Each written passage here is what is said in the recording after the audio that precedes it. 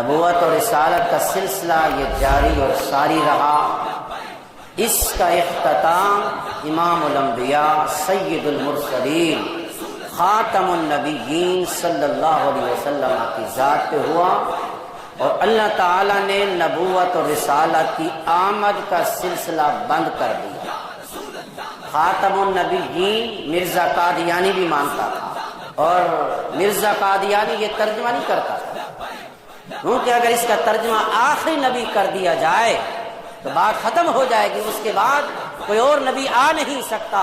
7 ستمبر 1974 میں پارلیمنٹ کے اندر جو قادیانی کو کافر قرار دلوایا گیا، اس تاریخ کو یاد رکھنا چاہیے، کیونکہ یہ اسلام کی بھی بقا ہے اور ایمان کی بھی بقا ہے۔ وہ ہے خاتم النبیین، مصطفیٰ کریم کے عقیدے پر پہرا دینا، اور یہ جو اہل سنت کا کردار ہے، کارنامہ ہے، کیونکہ اس کا آغاز مرزا قادیانی نے کیا تھا۔ اس نے سب سے پہلے دعویٰ کیا مصلح ہونے کا، کہ میں لوگوں کی اصلاح کرنے والا ہوں، اور بڑی اللہ نے مجھے طاقت دی ہے، میرے پاس انداز ہے، علم ہے، مصلح ہونے کا۔ اس کے بعد آگے بڑھا مجدد ہونے کا۔ مجدد اس کو کہتے ہیں جو دین کو دوبارہ سے زندہ کر کے مسلمانوں تک پہنچاتا ہے اپنی نگاہ ولایت سے۔ مجدد کسی کے کہنے سے نہیں بنتا، وہ اللہ کی عطا کردہ طاقت سے بنتا ہے۔ جہاں دین کو مٹا دیا جا رہا ہوتا ہے، مجدد وقت اپنی نگاہ ولایت سے دین کو دوبارہ سے زندہ کر کے پیش کرتا ہے۔ اس نے یہ دوسرا دعویٰ کیا مجدد ہوگا۔ پھر دعویٰ کیا اس نے تیسرا مسیح موعود کا، کہ میں ہی مسیح موعود ہوں، جو جناب عیسیٰ علیہ السلام کی صفت ہے ان کو دوبارہ سے لوٹا دیا جائے گا۔ آخر میں اس نے دعویٰ کیا ہے ذلی نبی ہونے کا۔ ذلی کہتے ہیں کہ جو کسی کی پیروی کے اندر نبی ہو۔ اللہ کے محبوب علیہ السلام اصلی نبی ہے، اور میں ذلی نبی ہوں۔ ان کی اتباع اور پیروی کرنے کے اندر، ان کا آگے پیغام پہنچانے کے اندر میں بھی نبوت کے منصب سے فائز کیا گیا۔ اور اس کے بعد مرزا قادیانی نے بہت سے چیلنج کیے مناظرے کے لیے۔ سب سے پہلے امام اہل سنت، امام عشق محبت الشاہ امام احمد رضا فاضل بریلوی رحمۃ اللہ علیہ نے 5 کتابیں لکھی ہیں تحریر کر کے، قرآن و حدیث کی دلائل پر مشتمل، جو قادیانی کو پیش کی ہیں۔ آج تک ایک دلیل کا جواب نہیں دے سکے، اور اتنا کم عقل تھا، اس کو پتہ نہیں ہوتا تھا کہ مجھے کیا کھانا ہے اور کیا استعمال کرنا ہے۔ جیب کے اندر ڈھیلے بھی رکھتا تھا، گڑ بھی رکھتا تھا۔ کبھی ڈھیلے کھا لیتا تھا، گڑ سے استنجا کرتا تھا، کبھی گڑ کھا لیتا تھا اور ڈھیلے سے استنجا کرتا تھا۔ یہ ہے جس نے اپنے آپ کو نبی کہا ہے۔ اللہ نے یہ عذاب مسلط کیا ہے اس کے اوپر۔ ارے اللہ نے تو ظاہری عیبوں سے بھی اپنے نبیوں کو پاک بنا کے بھیجا۔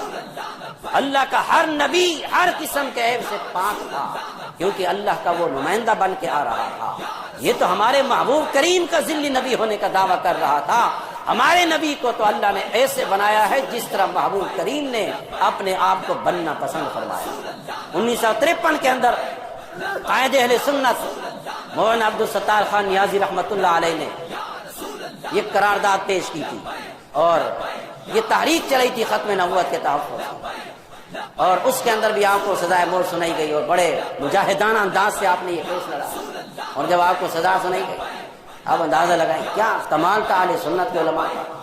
فرماتے ہیں کہ آپ کو جب اس موت کی کوٹڑی کے اندر بند کیا گیا 7 دن، تو لوگ انتظار کر رہے تھے اب عبدالستار خان نیازی رحمۃ اللہ علیہ کی لاش کو اٹھانا پڑے گا، کیونکہ 7 دن اور 8 راتیں جیل کے اندر، کھانا بھی نہیں ہے، پینا کچھ بھی نہیں ہے، ختم، اور جیل کے اندر بھی۔ اور آپ بڑے حسین و جمیل تھے اور بڑے قداور بھی تھے، اور آپ نے آپ کا امامہ بھی دیکھا ہوگا، ترا لگا ہوا تھا۔ جب بارگاہ رسالت میں گئے تو لوگوں نے کہا کہ وہ نا یہ کیا ترے لگا کے ہو بارگاہ رسالت میں حاضر ہو، یہاں تو عاجزی کا مقام ہوتا ہے۔ آپ نے میں ہٹ جاؤ آگے سے، جب یہ بارگاہ رسالت میں سر جھکے گا تو ترا خود بھی جھک جائے گا۔ وہ ان کا حسین و جمیل چہرہ آج بھی تصویر کے اندر وہ چمکتا ہوا چہرہ لگتا ہے۔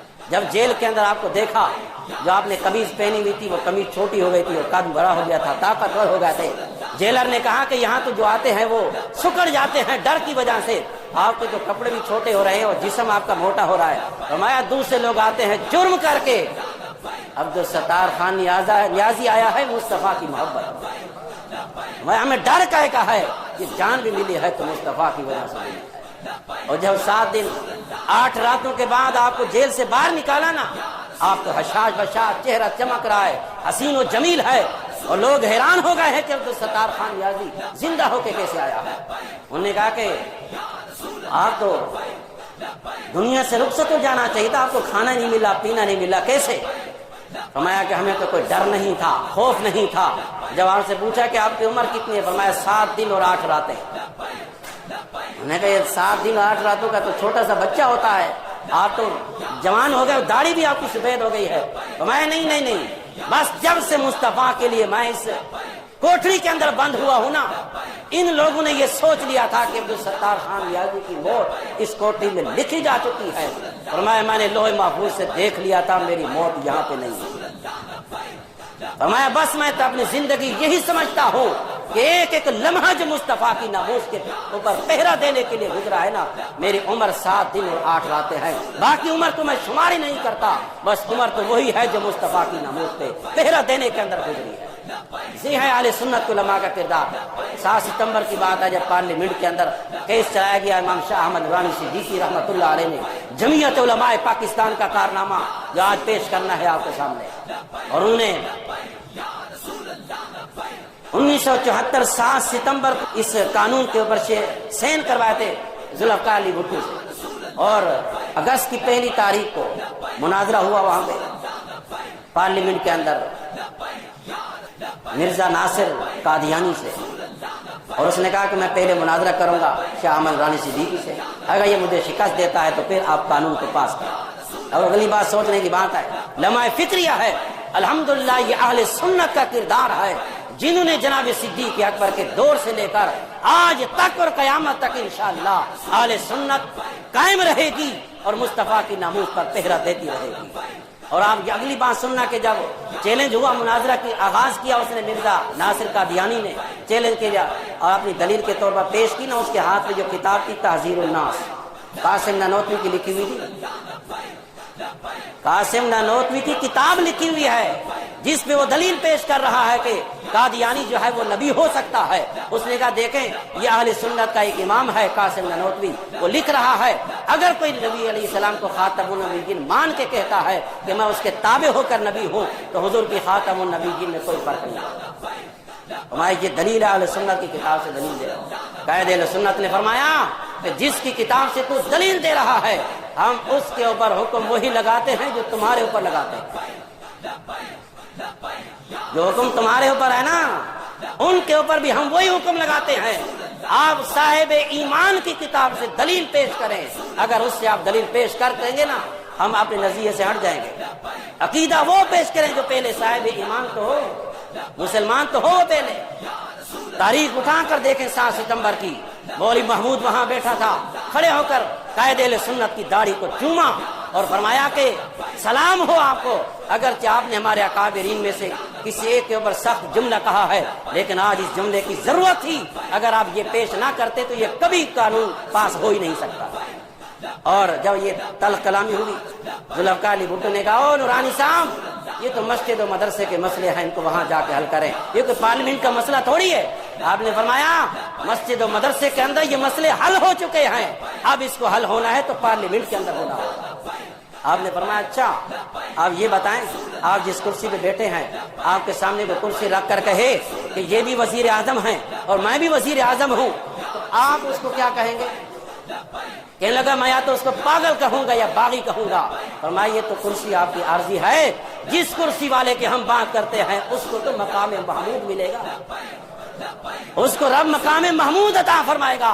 جس کرسی پر رب اپنی شان کے مطابق جلوہ گر ہوگا اس کے ساتھ یہ کرسی رکھی جائے گی، اس کرسی پر ہمارے محبوب کریم تشریف فرما ہوں گے، اس کرسی کا نام ہے مقام محمود۔